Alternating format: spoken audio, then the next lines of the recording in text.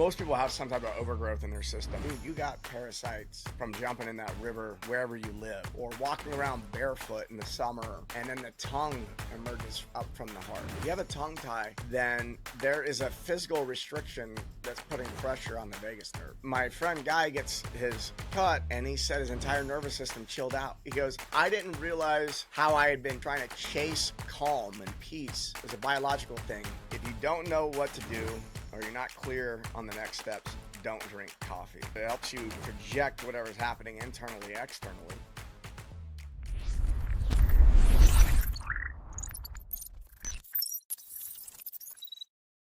All right, Mike. So I have a question I wanted to kick this one off with as we're hopping into the full stack updates in our lives in the 4 areas of life that we focus on. And I was doing research on the vagus nerve.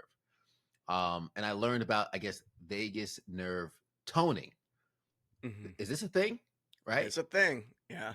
So it opened up my eyes to some insights, because right away I'm like, is that why, like, when we see the meditation or we see the folks going om and humming and things, what I also noticed is, and I was asking Aya this, my daughter, since she was maybe 4 or 5 weeks old, whenever she'd get in bed, whenever she's just waking up or falling asleep, she would like hum. And I asked AI, I'm like, is my daughter like toning her vagus nerve to feel relaxed? And AI confirmed, saying, yes, this is a practice for babies to self-soothe or whatnot. But I was like, oh snap, my daughter has more insights and is more aware on regulating her nervous system than my black ass. Well, you know, the body has its own intelligence, and before we're trained to shut up, will naturally do that. If you that reminds me of a old saying, like an old like Native American saying amongst the shamans. It was like, are you sick? If you go to the shaman and say, I don't feel well, the shaman will be like, when was the last time you sang? When was the last time you danced? When, those types of questions. And when was the last time you sang? Really got into it and sang? Oh, probably more recently, actually, than I would admit. Because your boy loves karaoke. But Yeah. I will say that I sang karaoke. Actually, it was a while ago, 6 months ago. Belted it in front of a whole bunch of people. Yeah. Yeah. I mean, you felt good after that, yeah? Oh yeah, exhilarating.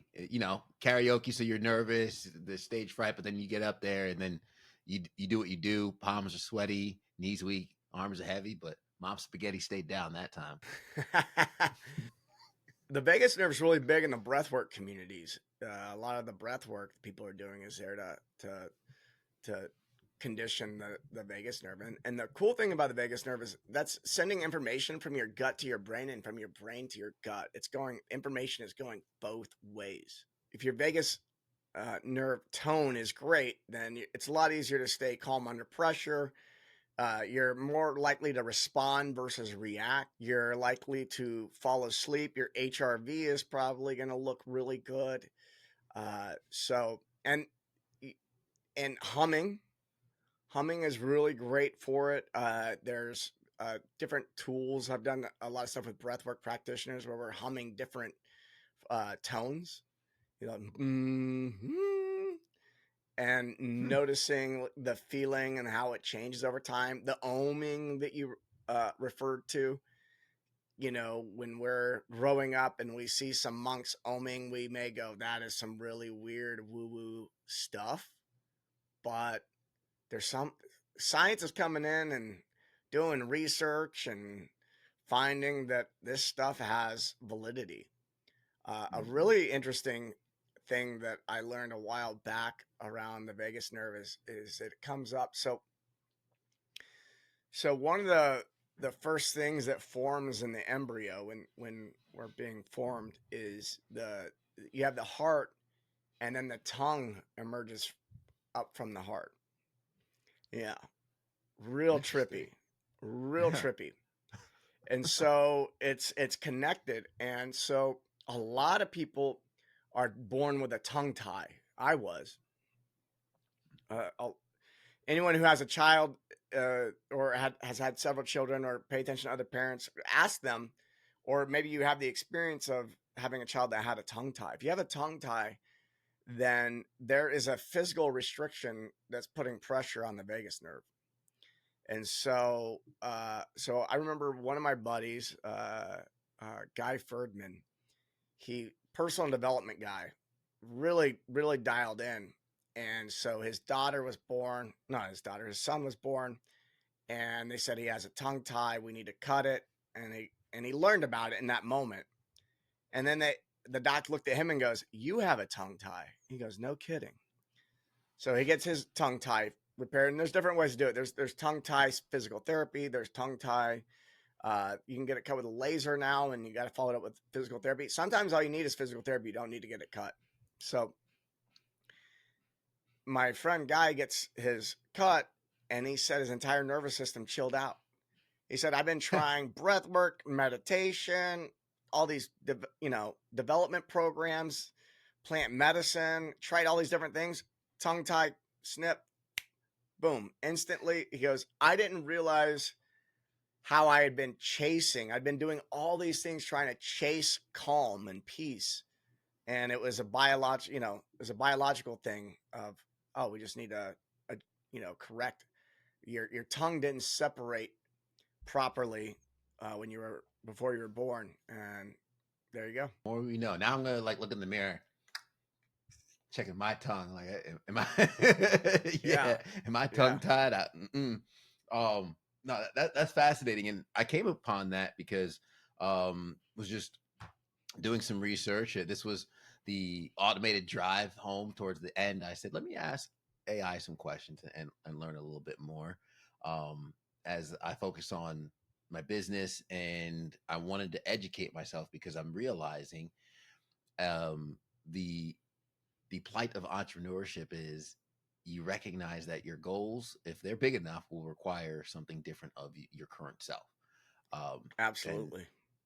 in that moment, I'm working on who does Ted need to become for my business to get to the next level. So for my update in business and financial growth is honestly working on Ted. Um, and I have the systems, I have the funnel, I have all these things set up, and I've been overthinking it where I've stepped back and I said, okay, instead of working on my business, because that stuff's there, work on Ted, and the process will handle itself.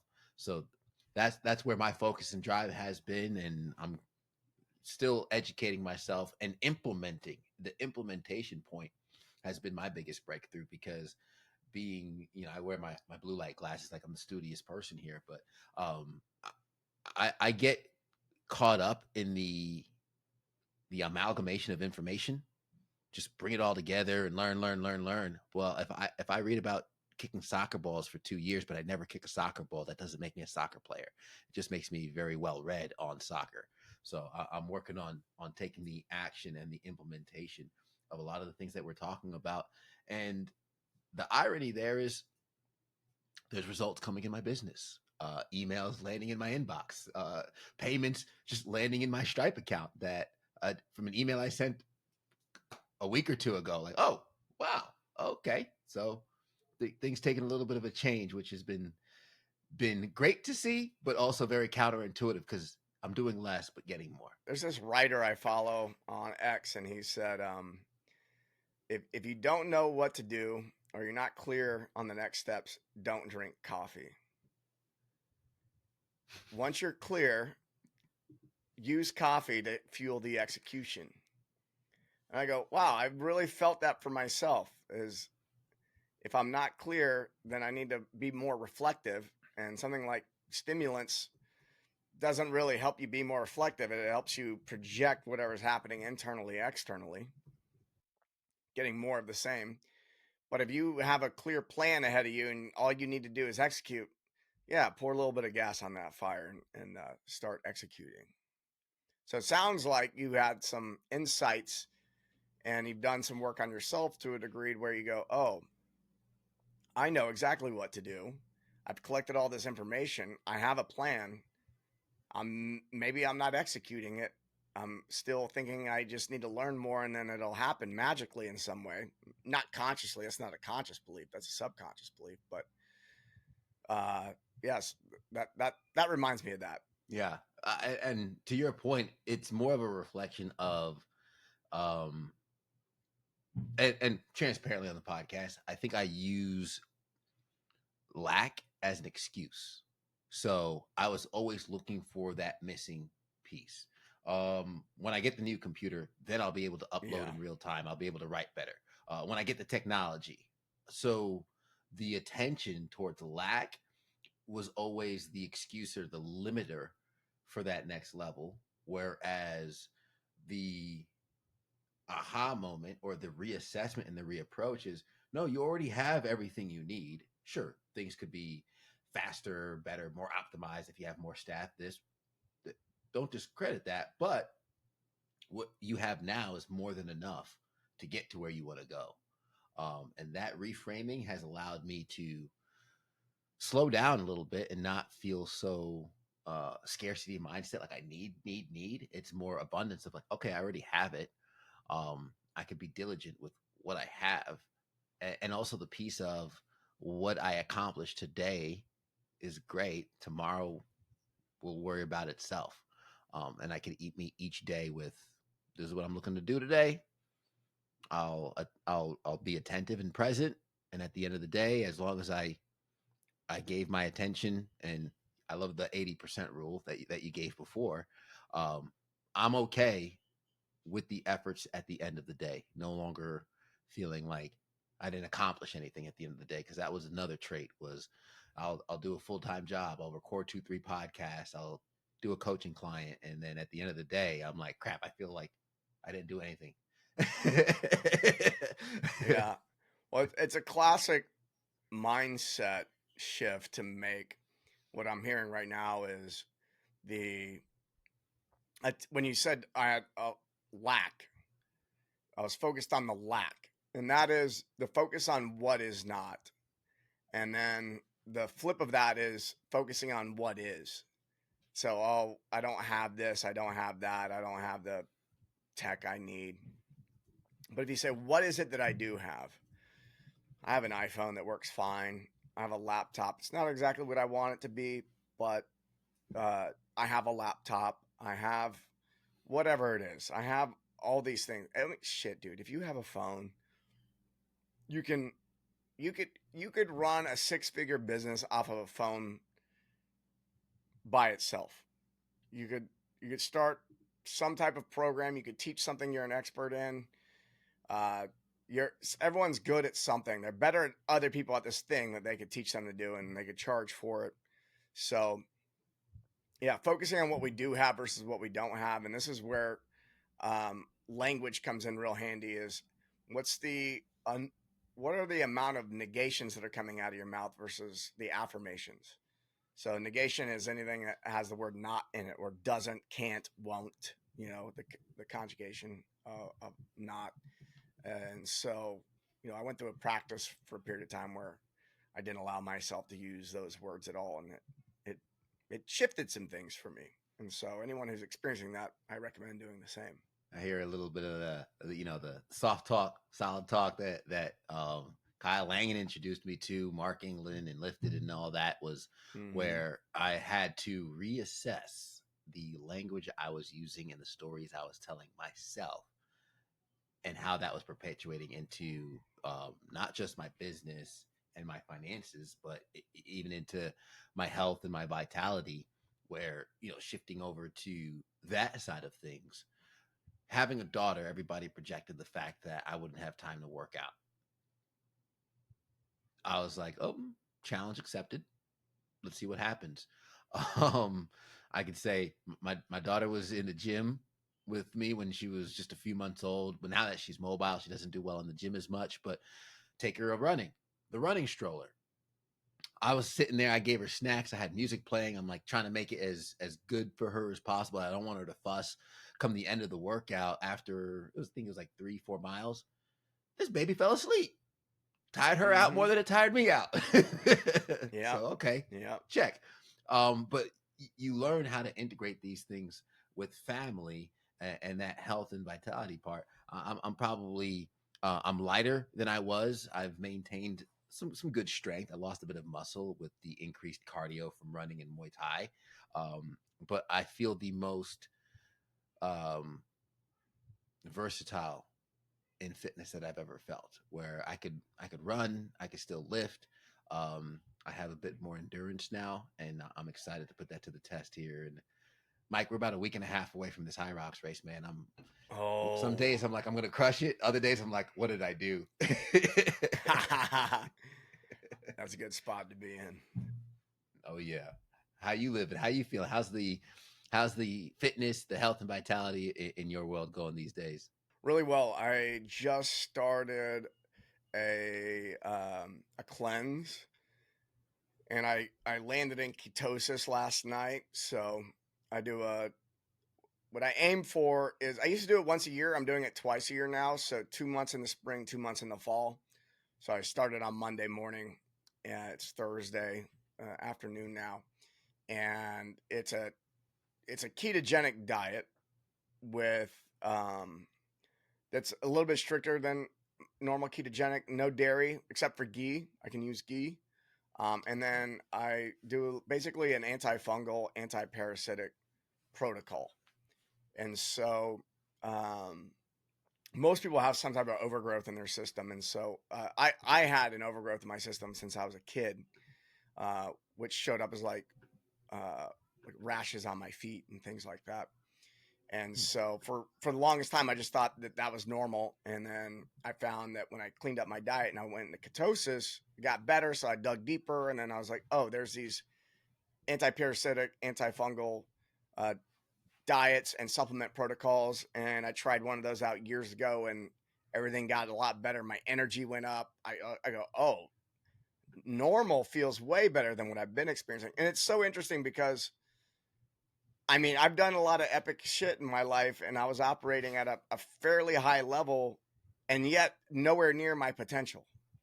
And so I'm Crazy. 44 now, and I go, wow, okay, how do I really do this? Okay, no, I'm gonna do it twice a year. So I'm in this. I love being in ketosis. It's the mental clarity. I wake up immediately with energy. I don't have that grogginess in the morning. When Mm-hmm. I'm being really on top when I'm really on top of the diet, because I do it frequently enough. It takes less than 72 hours for me to get into ketosis. If you've never been in ketosis before, it could take 2 weeks to get into it. But if you do it frequently, and then once you break through into ketosis, the desire for junk food or anything or carbs really just goes away. And Yeah. so I feel really sharp. And then my training volume automatically goes up because I have more energy. So Yeah. uh, I, I felt myself slide into ketosis last night, and I go, oh, there it is. That's nice. And I stayed up a little late because of it. I go, oh, my energy system just swapped out. I go, because I went from burning glucose to burning ketones. And I woke up and I go, oh, I'm going to hit it today. I'm going to like Yeah. charge. And so, yeah, I've got what I've decided to do for the next 6 months until the end of spring. What I'm going to do is I'm going to run this protocol for 2 months, and then after the protocol, I'm going to do a glycogen replete refeed, where basically one night of the week I will eat about 300 grams of carbs, like a lot, Damn. and then because I've been in ketosis for a while, I'll be able to be back in ketogenic space 12 hours later. And so there's something that happens when you do that refeed once a week that allows you to boost your performance without losing any of the benefits of the ketosis. And so it's really like the hybrid approach. And so that's where I'm right now. I'm 3 days into this, or I'm on my fourth day of ketosis or a ketogenic diet. Been in ketosis for less than 24 hours. Feel really good. Um, and every time I do it, I'm like, man, why did I get off of this? Because I went to Europe this summer and came way off. Oh yeah, I'm sure you're in Europe. You're probably gonna switch a little bit more on a carb heavy Way more carbs over there. Yeah, too carb many heavy diet. pastries. But they're good though. They're Do you so take good. any exogenous ketones in order to like avoid that keto flu, No, that famous no. like crash that people get? I don't experience that crash now, but when people are new to it, yeah, it's a thing. Yeah. And so I might have, because I'm doing anti-parasite, antifungal protocol with some supplements. I'll probably in the next month there'll be 2 or 3 days in there on two different occasions where I'll experience what's called die off, and uh, that's just when the system gets overloaded with all the dead parasites and fungus that built up in the system, and then I got to flush it out. And there's some tricks on how to do that. I actually did a blog article on this. If you go to bledsoe.life and you look up, if you just search parasites, it'll pop up. And so I shared the entire diet, and I shared the custom GPT I built for it, so that the custom GPT will walk you through recipes. So you gotta know what you're doing, so you know how to talk to ChatGPT. But basically, what I did was I programmed that, and then my wife is like, one of her things was, you have so many nutritional needs, and I was before we met, I was cooking all the time. I was doing the typical CrossFit thing where I grilled a bunch of chicken breasts and then made sweet potatoes, and I followed the macros, and it worked for me. But the way you do it is so strange. I need help. So I created the custom GPT to so now she runs every recipe through ChatGPT. She just asks for a meal plan for the week, and it keeps the variety high.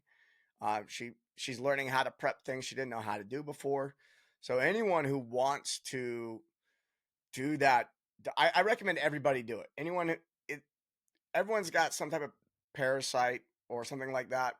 Whether you've traveled to another country or not, a lot of people are like, "Oh, I went to another country and got parasites." I'm like, dude, you got parasites from jumping in that river wherever you live, or Yeah. walking around barefoot in the summer, which I do. And so, uh, you know, it, it, if you and parasite tests aren't testing for everything. So if you just do a cleanse and you feel better, then you had it and you got rid of it. And worst case scenario, you didn't have anything and you just built up more metabolic flexibility by by teaching your body how to produce and use ketones instead of glucose, which Mhm. everybody's bodies would be healthier in the long run if it learned how to do both. But most people, their bodies are not trained to burn and create ketones, and it takes some practice to get there. Yeah. I spent about 8 months on the ketogenic diet, and I found it hard to maintain muscle mass, and it could have been under fueling at the time. But do you find your muscle mass goes down a bit? If anything, I put a little on, and it's probably you just weren't eating enough. Yeah. So it's like if you're in a caloric deficit, then if you're not getting enough calories, you're going to lose weight. If you're eating, it's hard to eat a lot of uh, uh, more calories on a ketogenic diet. Most people lose weight on a ketogenic diet because it's really hard to eat enough calories. It puts you in a caloric deficit automatically. And so what I do is and you can't eat too much protein either because that'll also throw you out of ketosis. So what I do is I just make sure to eat a lot of fat. So what I do is I go into a caloric surplus, and we make these things called fat bombs, which is coconut butter, coconut oil, and a few other things. And we make these, and I'll crush like 3 or 4 of those in a day. I eat an avocado every day. I'm eating some animal fat every day. I'm eating a lot of fat, and so that does that. The other thing is long term with ketogenic diet. If you go longer than a month or two, if you start throwing in that 300 grams of carbs, rice, sweet potatoes, bananas, honey, 300 grams once a week, you're going to put on muscle that way too. Because what it's going to do, it's going to unlock some things hormonally. It's going to signal to the body to grow muscle. Because if you only do ketosis for a long period of time, you're actually going to get a little bit. You're going to get out of balance. And for Yeah. men, it's a lot easier to stay there than it is for women. Women should definitely not do a ketogenic diet for longer than a month. But that's for when I'm not doing the protocol for anti-parasitic, antifungal. I do introduce a big carb load, not a day, but just a meal. And it's before, it's like 6, 7 o'clock in the evening.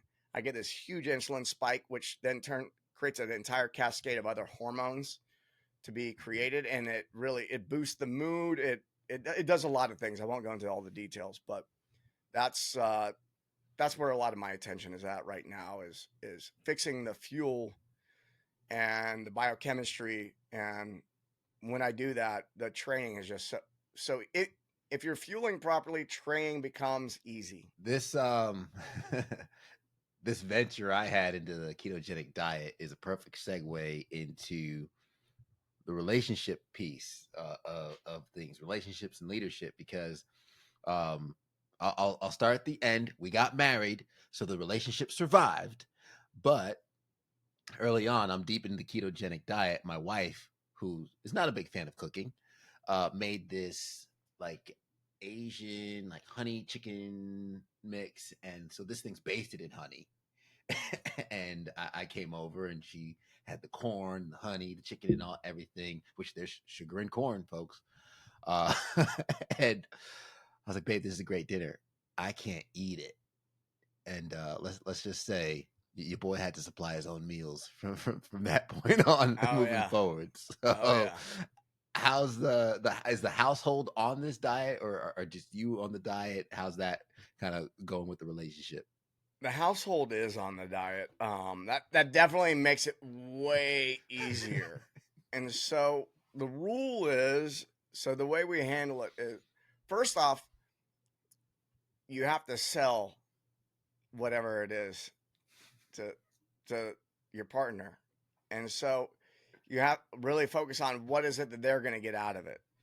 So just like in sales and marketing and anything else, you paint a picture of the benefits and what it actually is, the science behind it, and get them on board with that, and then go, this is how we're going to do it. Most people start with the how and they get rejection. Uh, and so it's like people see an athlete with an amazing physique. If they just go, well, tell me, exactly how you. I mean, the why is already there because they're like, well, the why is there's a benefit of looking like that. But if you just said, hey, if you want to be healthy, here's what you got to do to be healthy. That's all you did. Nobody would want to do it.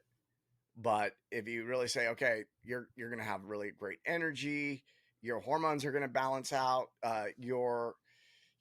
maybe you have a menstrual cycle that's really painful and heavy. Well, it doesn't have to be that way. So rarely does she need to hear it from me. This is where sharing Instagram reels comes in super handy. It's like, so and so expert. So I follow a lot of women in the health field, and I'll be able to share them with her. And then it got to the point where she's sharing stuff with me, and then now she's like, when are we going to do this again? And so, but one of the things, so one is you got to sell it. The other thing is men and women are different. We're biologically different. There's more than just the genitals at play here. There's the whole system operates differently.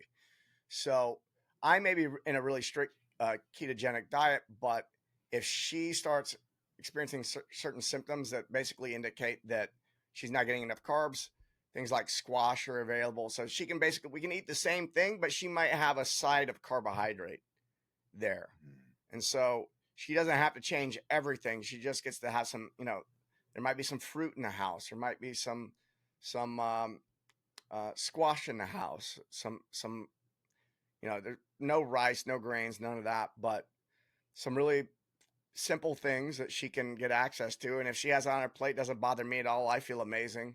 So that's how we handle that. No, that's great tips right there, and I love selling the why, not necessarily the how. because that's how I convinced my wife to do 75 hard with me back in the day.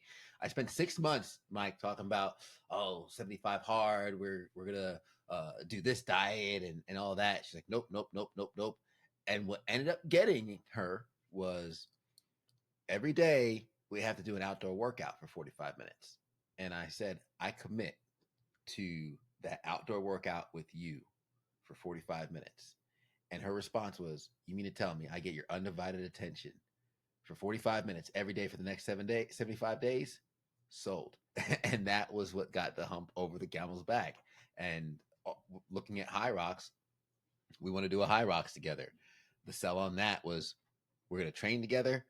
I was like, yeah, we could go through the whole training process together, get ready to do a mixed doubles for the High Rocks. And she literally looked at me. She goes, it's like 75 hard all over again. You're tricking me into these things. But that leads into the purpose and the alignment aspect is our values have landed on health.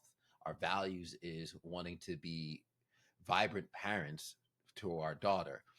So when we were working out right after the baby was born, we're doing one arm snatches. She's like, why are we doing these one arm snatches? Like, because you know how many times you're holding the baby and you drop down to pick up that passy? That's a one arm snatch. It's a functional movement right there. So that piece of selling the why has lined up with our purpose and alignment as well, which I imagine your ketogenic diet, you and your wife are leaning into that health aspect of your values. Absolutely. Yeah. One of the things, our first date included a yoga session.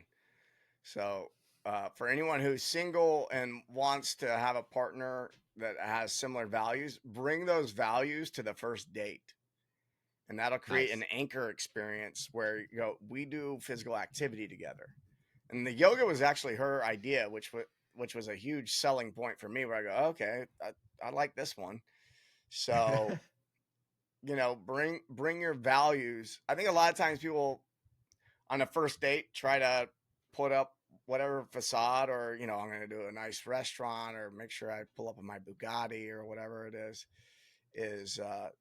if that's what you value, then yeah, go for it. If that's what you want to maintain for the rest of your life. But I think that was a huge win for me when on our first date we had yoga, and I go, okay, we do physical activity. We go to yoga together. We do this. And so if you do that early enough, the earlier you can do that in the relationship, the better. And it doesn't mean you can't shift it at some point, but if you're single, that's a little hack on how to find a mate that's going to continue to be healthy with you. Yeah. Lean into your values, lean into what you already do. And if you would have spoken to Ted a few years ago, there was a popular meme or it was an Instagram reel that would go, it's like, before you get married, make sure your spouse's family is the type of family that watches football on Thanksgiving, not running to 5K. Which I liked. I reposted at the time. It was very funny. And then as I've ran and I ran a 10K less than a month ago and everything, I looked at my wife and I'm like, babe, we're that family that runs a 5K and watches football on Thanksgiving now. Why not both? Yeah. I mean, I thought about this when I started the diet earlier this week. Was I looked at the calendar and I go, well, I'm doing this for at least the next 60 days without any big carb refeeds, which means I'm going to be walking to Thanksgiving with my own food. And I know that's what's going to happen, that's going to have to be okay. I love it, man. Hey, make a banging side that everybody wants a bite of, but it's only for Mike. No, I'm going to hide it. It's in the back corner of the fridge. Exactly. Do not touch. Under lock and key. Well, I love it, man. When it comes to business, when it comes to your health, and of course the relationships and the purpose, it's all aligned, and we're always working on it. So smoothing it out feels great, brother. I feel complete. How about you? I love Thanks it. for we covered a lot today. Yeah. Oh yeah, it was a good one, man. When was the last time you sang? That's a great question, and I think I'm going to be singing loudly in the shower today. There you go. My song is My Girl. Do you have a go-to karaoke song that you sing? I don't do karaoke, but I sing on my own, and I'll pull up Aloha by what's his name? Nahko. Look up Nahko. Aloha. Nahko.